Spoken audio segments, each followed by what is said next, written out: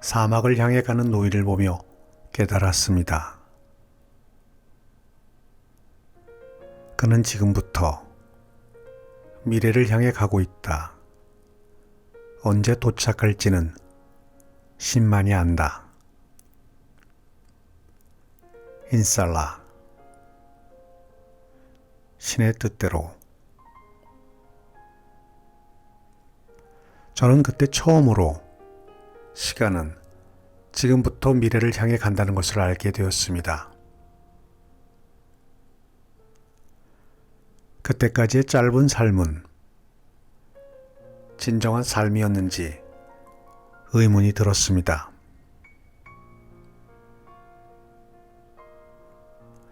안녕하십니까? 오늘도 여러분 곁으로 찾아온 책엔 감시입니다.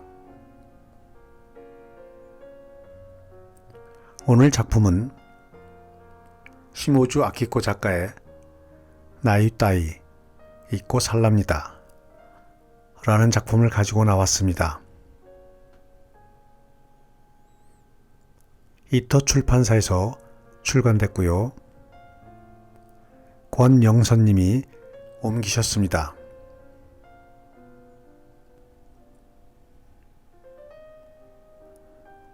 사뭇 사람들이나 저 또한 어떤 일을 시작할 때나 계획을 잡을 때 나이를 생각해 본 적이 있지 않나요? 지금 내 나이에 해도 되나? 이 나이에? 아니면 나이 때문에 잠시 멈칫할 때도 있어. 정작 시작도 하지 못했나요?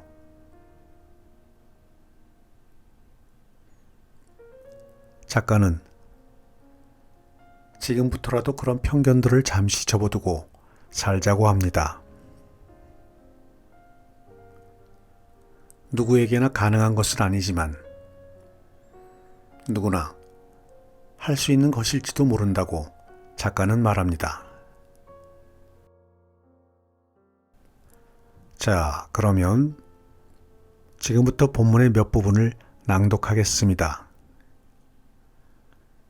오늘도 끝까지 함께 해 주십시오.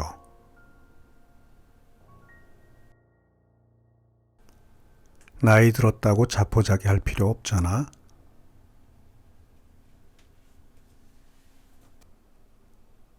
해가 바뀔 때마다 나는 이제 몇 살이고 또 한 살 먹었다면서 나이에 연연하는 사람이 있습니다. 그렇게 나이에 신경을 쓰든 말든 시간이 지남에 따라 나이는 저절로 먹게 되어 있습니다. 따라서 굳이 신경 쓰며 살 필요가 없습니다. 이 버릇처럼 이제 나이가 너무 들었다고 말하는 사람들이 있는데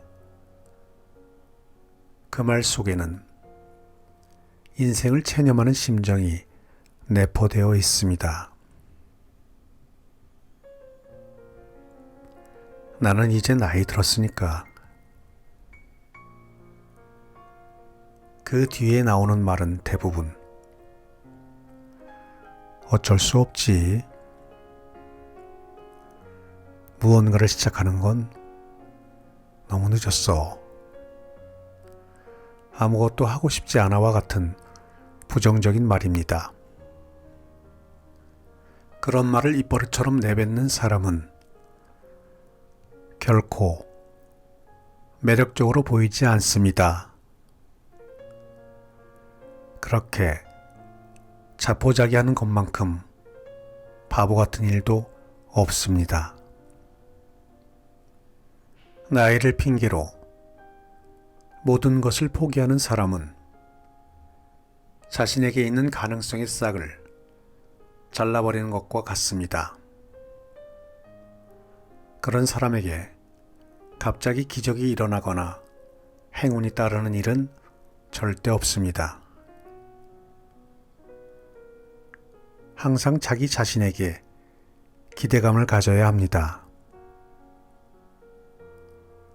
자기 자신을 믿고 자신에게 어떤 기대를 하는 사람들에게는 반드시 그에 부응하는 일이 일어납니다.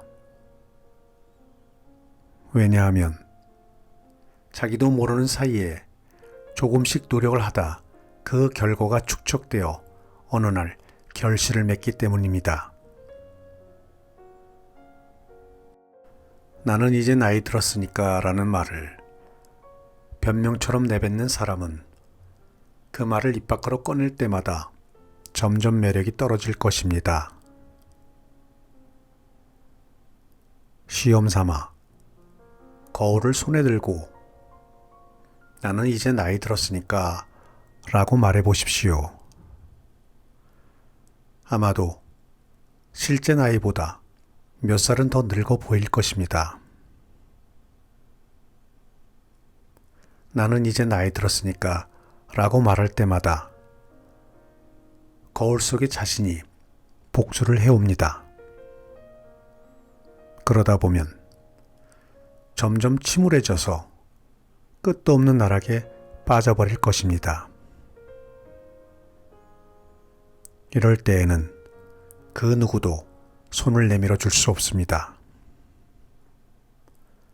스스로 판 구멍에서 스스로 빠져나올 각오를 하고 두 번 다시는 나이 들었다며 자포자기하는 말을 하지 말아야 할 것입니다.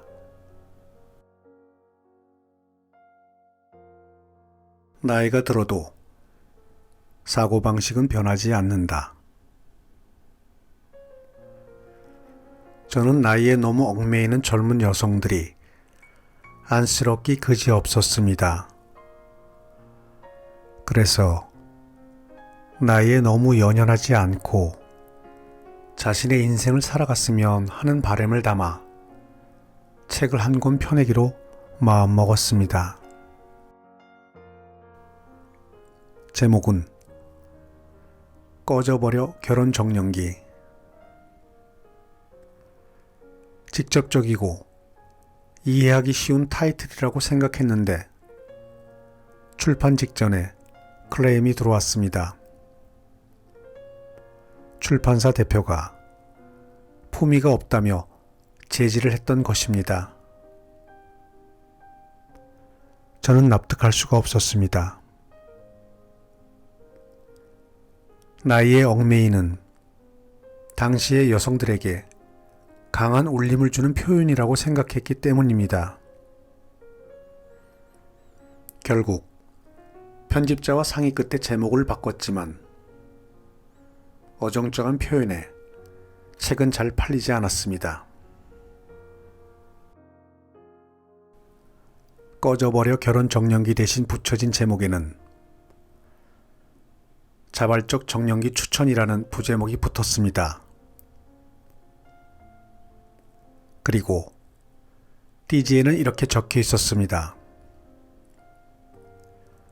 정년기라고 하는 것은 나 자신의 것, 정년기를 스스로 선택하는 것은 곧 자신의 인생을 자신의 손으로 선택하는 것이다. 인생은 자신이 무엇을 선택하느냐에 따라 결정된다. 선택의 연속인 것이다.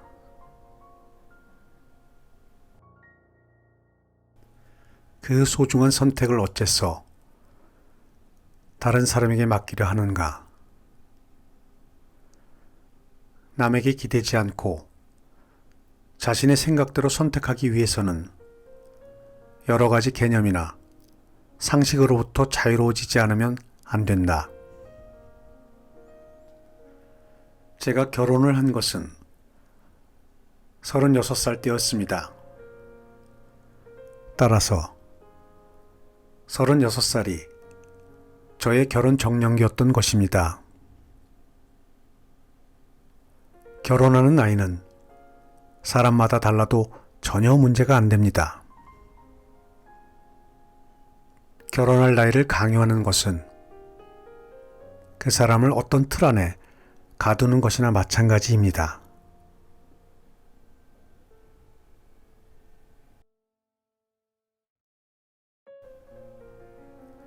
왜 나이가 들면 고독한 걸까?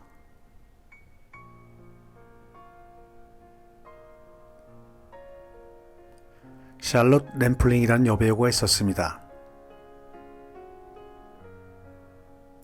영화 45년 후나 한나 등에 출연한 그녀는 나이가 들어가는 것을 감추기는커녕 그것으로 오히려 승부를 보고 있는 연기파 배우로 제가 무척 좋아하는 배우입니다.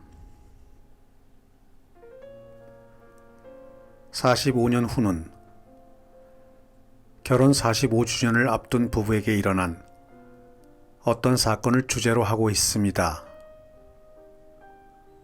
남편이 젊은 시절 결혼을 약속했던 연인이 알프스에서 목숨을 잃었는데 그 시체가 45년에 언체로 발견이 됩니다.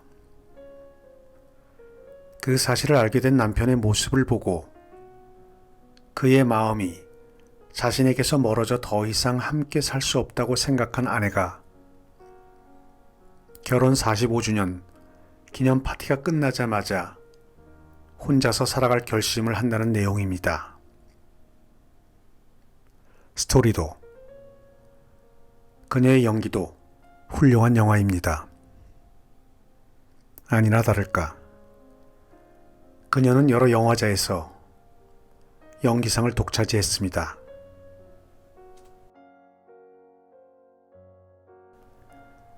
그 이듬해 한나라는 영화가 개봉되었습니다.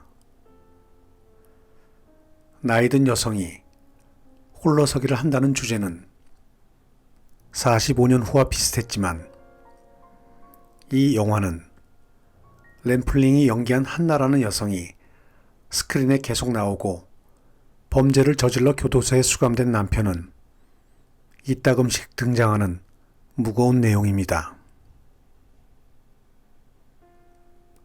남편이 체포된 이후 한나는 사회 곳곳에서 차단을 당하게 됩니다. 손자의 생일에 맛있게 만든 피자를 들고 찾아가지만 손자의 아버지인 자신의 아들에게서 2번 다시는 찾아오지 말라며 거절을 당합니다. 또 스포츠 클럽에서는 기한 만료라는 통보를 받고 그동안 해오던 가사 도우미 일도 그만두고 젊은 사람들과 뒤섞여 즐겁게 하던 연기 공부도 덧없어지고 노후를 오직 혼자서 보내게 된 상황을 깨닫습니다. 지극히 평범한 주부였던 한나의 생활은 하나의 사건으로 인해 눈 깜짝할 사이에 산산조각이 나고 남겨진 개의 새 주인을 찾아주고서 그녀는 홀로 지하철역 계단을 내려갑니다. 그 장면이 꽤 길어서 인상적이었는데 마치 그녀 자신의 마음속으로 걸어 들어가는 듯한 느낌이 들었습니다. 하이힐 소리가 울려 퍼지고 아무도 없는 지하철역 계단을 내려가면서 한나는 무슨 생각을 했을까요? 앞으로의 혼자만의 생활, 그것은 죽음을 시사하고 있어 그녀는 마음속으로 흔들립니다. 한나는 이른 전후로 샬롯 램플링의 실제 나이 73과 비슷합니다. 앞으로 남은 시간 동안 한나의 삶은 분명 괴롭고 쓸쓸하겠지요. 일반적으로 생각하는 행복과는 거리가 멀 것입니다. 계단을 다 내려가서 한나는 저 멀리 들어오는 지하철을 탑니다.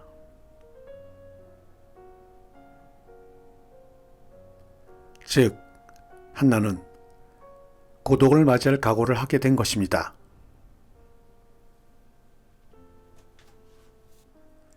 고독과 쓸쓸함은 전혀 다릅니다.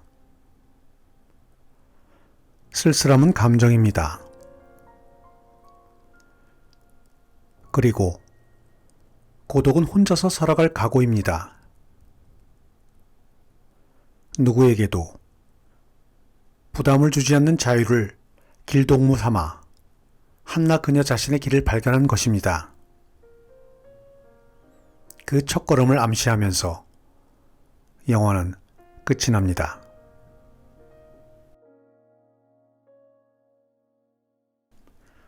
사람은 혼자서 태어나 혼자서 죽어갑니다.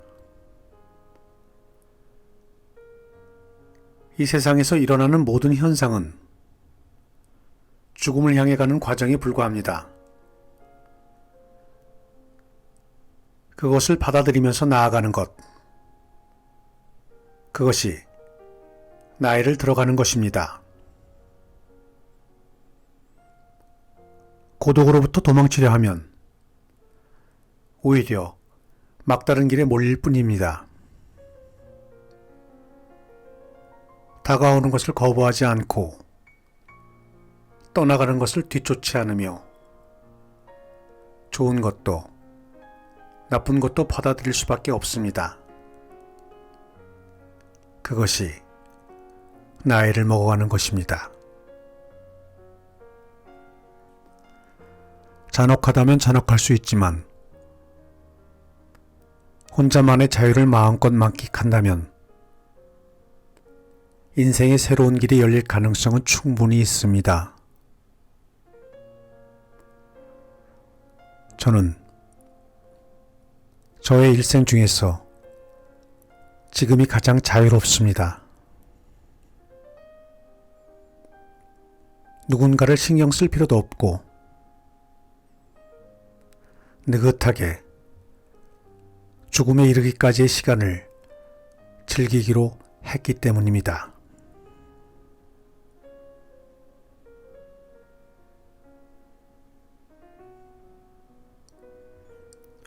오늘 낭독은 여기까지 하겠습니다. 오늘도 끝까지 함께 해주셔서 감사합니다.